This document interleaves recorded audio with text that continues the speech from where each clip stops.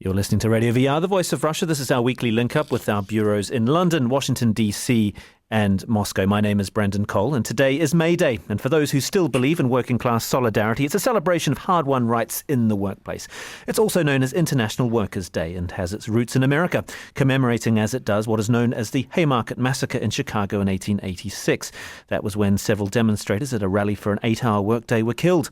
May the 1st was subsequently chosen as the date for International Workers' Day by the Socialists and Communists of the Second International in 1891. Ironically, May Day is no longer a public holiday in the US, as it was considered too radical at the height of the Cold War, and the American Federation of Labor itself wanted distance from it. But it still remains an important official holiday in several countries, including China, Cuba and Russia, and is marked all around the world. Earlier today, a May Day rally on Red Square in Moscow drew an estimated 100,000 people in the largest such demonstration since Soviet times, and Labour organisers said that a total of 2 million people had attended similar rallies around the country. This year, Indonesia will mark its first Labour Day national holiday, and in London today, thousands of activists attended a May Day rally to pay tribute, among other things, to the rail union leader Bob Crow and the Labour left-winger Tony Benn, both of whom died within a few days of each other back in March. But what about May Day? Is it a day of diminishing significance, or could it rise again? The international socialist movement was a considerable force, and their causes in the 20th century were many. But has it been replaced by something? What is this? And what can a group of a left-leaning persuasion support today? Can International Workers' Day mean something again? And what of solidarity itself? Well, to discuss this and the issues surrounding it, I'm pleased to be joined in the studio by Lindsay German. She's the convener of the British anti-war organisation Stop the War Coalition. She's also a former member of the Central Committee of the Socialist Workers' Party and was editor of Socialist Review for 20 years until 2004. We'll also be joined by our guests in Washington, D.C. That's Francis Boyle, professor at the Illinois College of Law and author of the book Talking America's Toughest Questions. Also in Moscow, our political commentator at the Voice of Russia, Dmitry Babich, and Hilary Wainwright will also be joining us here in the London studio. She's the founding editor of Red Pepper magazine. Well, Lindsay, welcome. First of all, I mean, you've just come from a May Day commemoration in London. What was the kind of mood there, and what were people really commemorating in your view? Well, the mood was very good. It was partly that they were commemorating Tony Benn, who, as you say, was a veteran left-winger who died in March, Bob Crow, the leader of the Rail Workers Union, who died in the same week. So there were many rail workers turned out, many other trade unions, but also anti-war and peace activists, all sorts of campaigners who wanted to be there to show their solidarity. And I think that what lots of people feel is in Britain at the moment, we're desperately in need of some of the things that May Day stands for. It was set up in the 19th century to deal with long hours that people had to work, with bullying employers and bosses, with people not having any health and safety at work. And now in the 21st century, we're still faced with the same problems. Now, you've written a book called The People's History of London, and you outline what previous May Day commemorations were like. How did they compare in the past? Were they bigger? Well, what's different now? What they started off as is quite small. But then in 1889 in London, there were huge strike movements, particularly the dockers, but also the gas workers. And then the following year, they had a huge demonstration on May Day in Hyde Park. And Frederick Engels, who was Karl Marx's close collaborator, spoke on one of the platforms at this May Day in 1890, and he said that I'd stepped off the platform with the spring in my step because I saw the grandchildren of the Chartists were coming back into action again. So I think this is a generational thing as well, that people face problems. They sometimes campaign but don't succeed in winning their demands, but then new generations find new ways of doing it. So, but a relatively small commemoration here in London, does that give you concern, or do you think it's something that can bounce back? I think that in Britain there isn't the tradition that there is in many countries, including in France and Italy, of celebrating May Day. And of course it isn't a holiday. Although we have a May Day holiday, it's always on the Monday. So this year it's on the 5th of May rather than on the 1st. So this isn't actually a holiday for people. If it were a holiday, we would have considerable bigger numbers. But it's true, it's not the biggest march anywhere in the world. I do think, though, that it's becoming more important and that people are seeing more relevance for trade unions again. It is a public holiday in Russia, and we'll join our guest in Moscow, Dmitry Babich. Hundreds of thousands of people have taken to rally, and they feel that it's a significant moment and something worth commemorating in Moscow and throughout Russia. Isn't that right, Dmitry? Well, I think it was a mixed crowd today on the Red Square. Some of these people just came because they're loyal to the state, and in a way it looked like an official celebration of Soviet times. But there were also some true leftist activists who are concerned about not just the situation of workers in Russia, but, for example, there's a lot of concern about the protests in the east of Ukraine. You know, in the Western media, these protests are usually presented as just some work of undercover Russian activists or Russian special services. And the real picture is a lot more complicated. It's not just about, Russian speakers versus Ukrainian speakers. Also, don't forget that the eastern Ukraine was the industrial heartland of the Soviet Union. There are lots of coal mines, a lot of steel mills. Now a lot of people there are without jobs.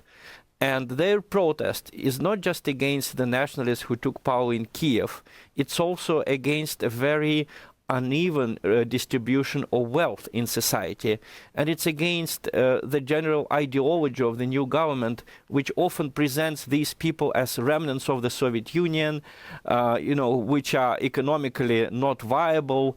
And unfortunately, indeed, in the east of Ukraine, the regions which used to be the motors of the country's economic development, like Donbass, which is the main coal mining region in the former Soviet Union, now they operate at a loss. So it reminds me of the situation in the UK in the 80s, when suddenly mines became unprofitable and people had to change their lifestyles. Millions of people had to change their lifestyles because of that.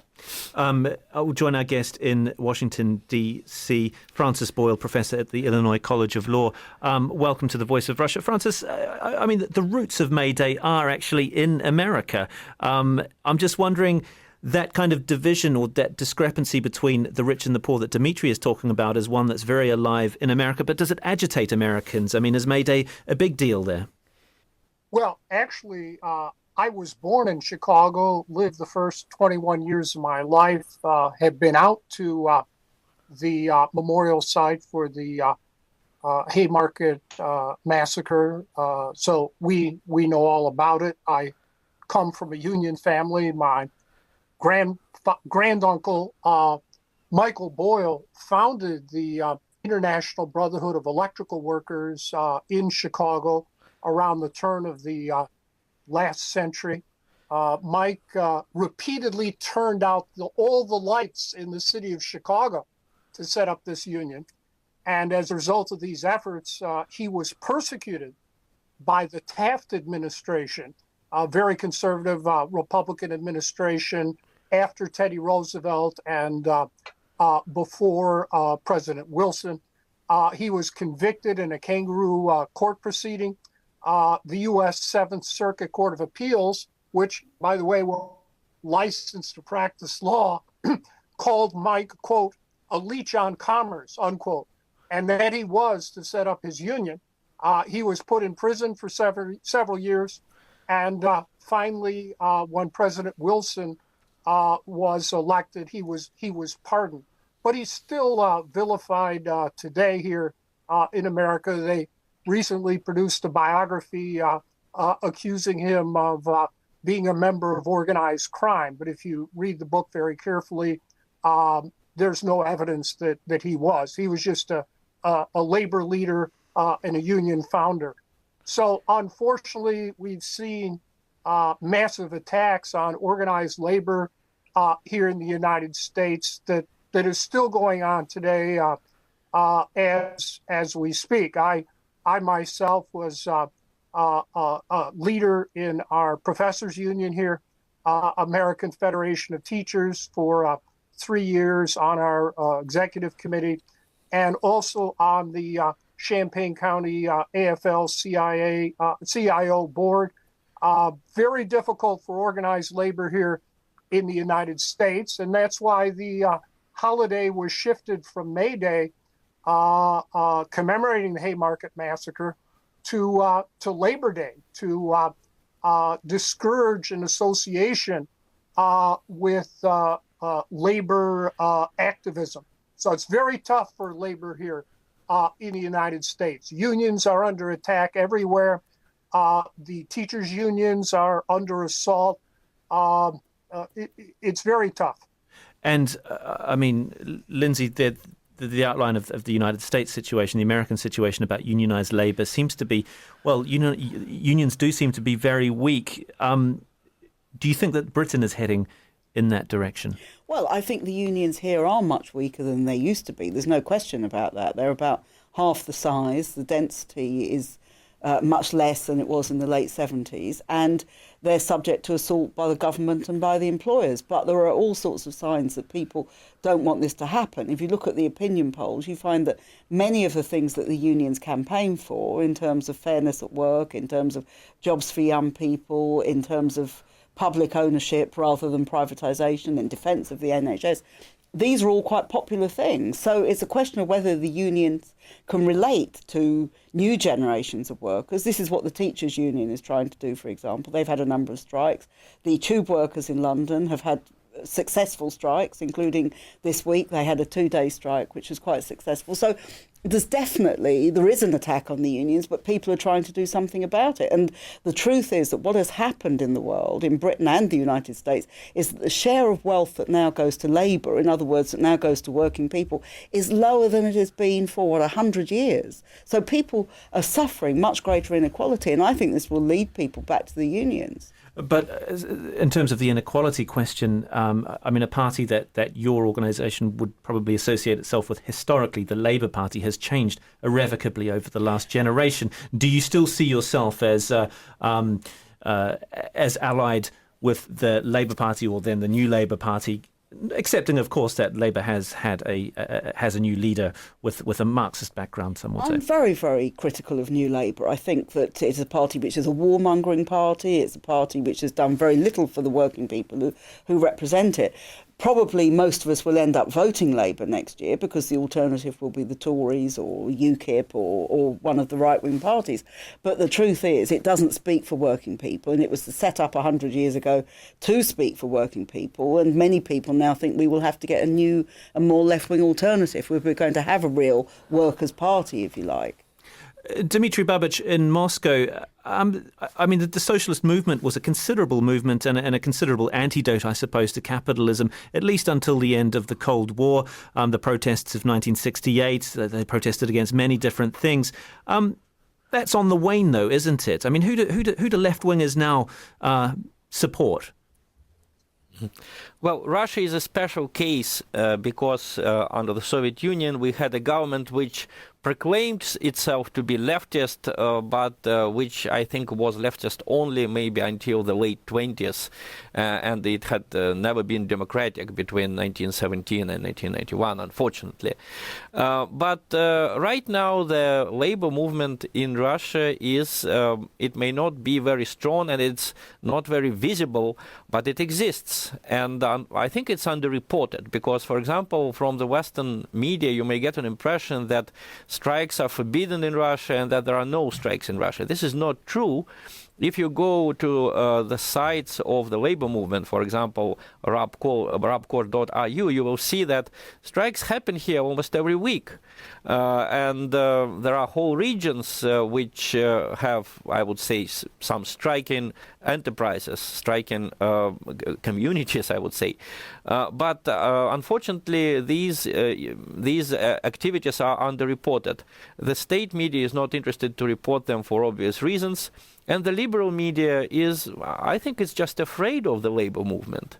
The liberal media creates an impression that you can make things right in Russia just by removing President Putin from power and replacing him with some liberal activist, probably someone supported by the West. So I think that basically the labor movement in Russia is on the rise, and in future we're going to have more of it. But right now it's sort of cut off from the media.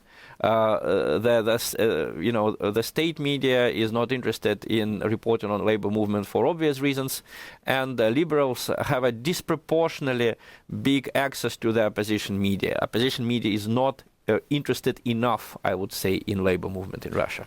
You're listening to Radio VR, the voice of Russia in London. My name is Brendan Cole. This is Radio VR, the voice of Russia, coming to you live from London.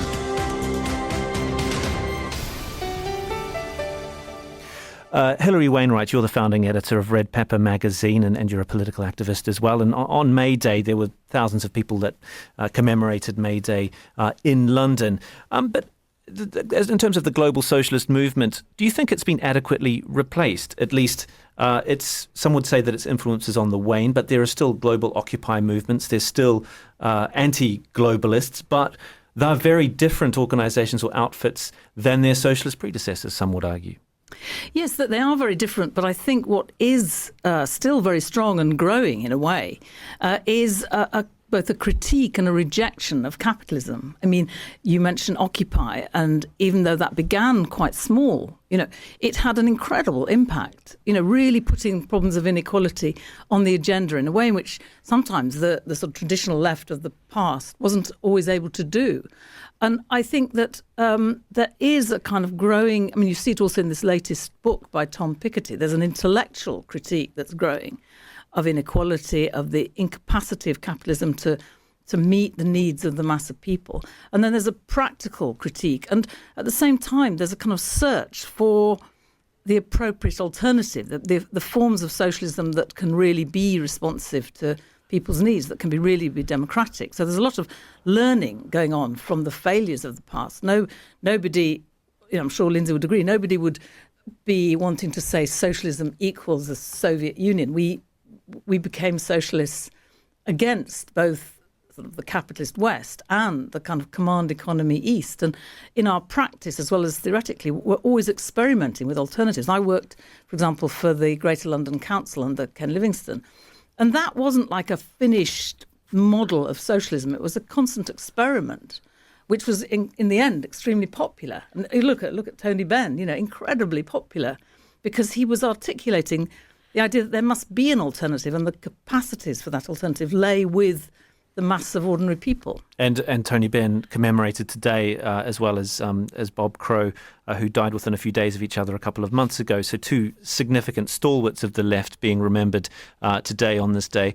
But in terms of the point about capitalism and, say, a strong, opponent to capitalism, people are disenchanted with capitalism in terms of the way the media reports, say, bankers' bonuses, or the gap between the rich and the poor, or the rich getting richer. So there is an appetite, isn't there, at least within the United Kingdom, of an alternative to capitalism? I think there is, and it's noticeable that when Ed Miliband was kind of on the offensive against particular aspects of capitalism, the ways in which the energy companies are kind of ripping people off, and he laid into them, he was very popular. And so there is this appetite. The problem has been there isn't been adequate voices. I think Occupy, its impact illustrates that, because, in a way, they managed to sort of express this feeling, this appetite.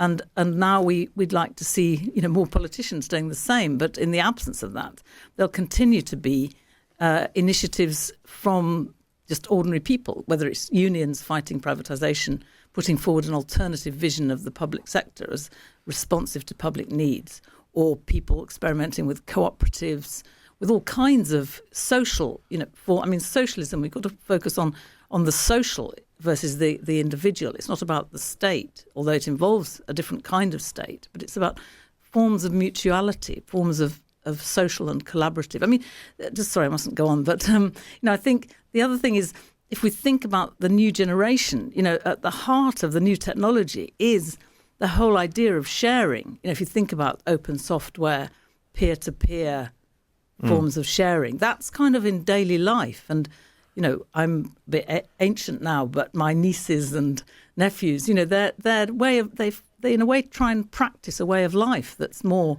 socialistic than certainly in my youth. What about in the US, Francis Boyle? I mean, you mentioned how unions are under siege and workers are under siege in the United States, very much so. But America really is the home of the market economy, and that's really unlikely to change, isn't it? I don't know. It's certainly the case that since the Reagan administration came to power in 1981, we've seen a war against unions and against organized labor, typified by Reagan's firing of the air traffic controllers. And it's been all downhill since then. I don't know what to say, and it's escalating, and the class warfare is getting worse. The inequality of wealth here in America, we have the highest rate of impacted wealth in the entire developed world. I simply do not know how long working class people here in America can take it. The problem is, I regret to say, having been a union leader myself for 3 years, that the leaders of the big unions are part of the establishment now. They're not like my granduncle Mike Boyle, who went to jail in order to set his union up. If there's a strike these days, the bosses go to court. The judges issue an order saying you have to end the strike, and the bosses say, "Well, we have to end the strike." Well, I mean, that's preposterous. Of course, the judges are part of the bosses too. So there's no real leadership these days for organized labor to take on the class warfare that is going on. Occupy Wall Street was an encouraging sign. I supported them. I gave interviews for them. But the media was all against them. Indeed, the media here in America is part of big business, so they are anti-labor. You turn on anything on any mainstream news media here in the United States, written or in airwaves, and everything is anti-labor. And also, I remember but Francis, giving an interview to.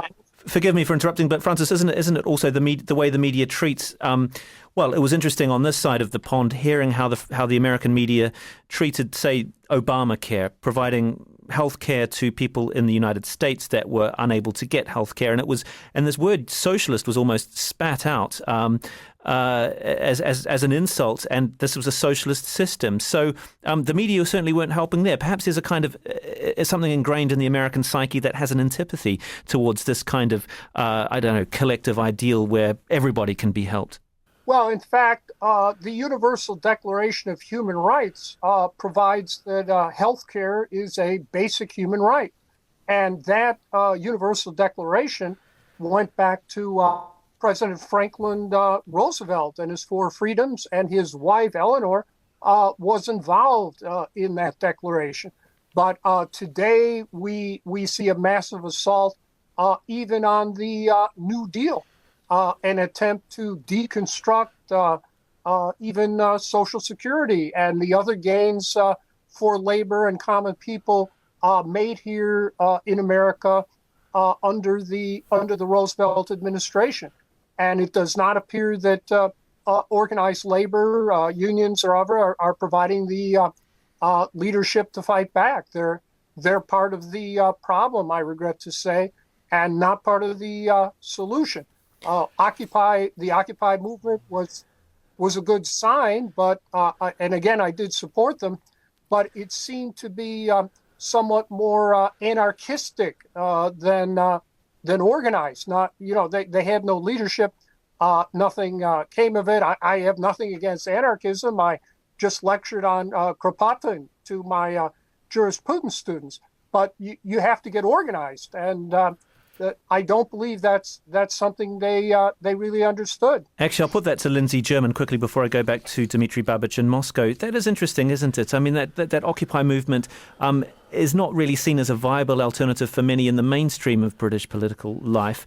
And I'm wondering whether they are adequate representatives of of people who do feel that there needs to be some kind of antidote to capitalism. Well, I think the Occupy movement was very, very important in that it asked a lot of very good questions and it presented an alternative way of doing things.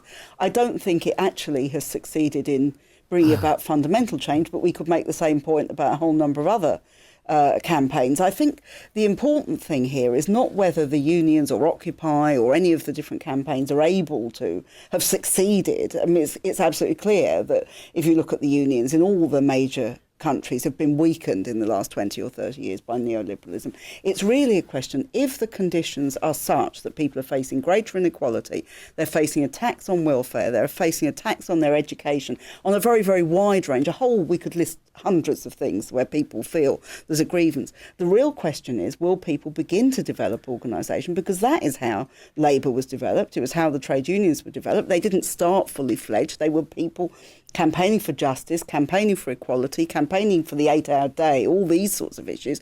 And they formed organisations out of this. And that, to me, is the hope. I think there's very much the objective conditions where people will campaign. But it's true that the old unions and the old ways of doing things have certainly got to change if they're going to relate to those movements.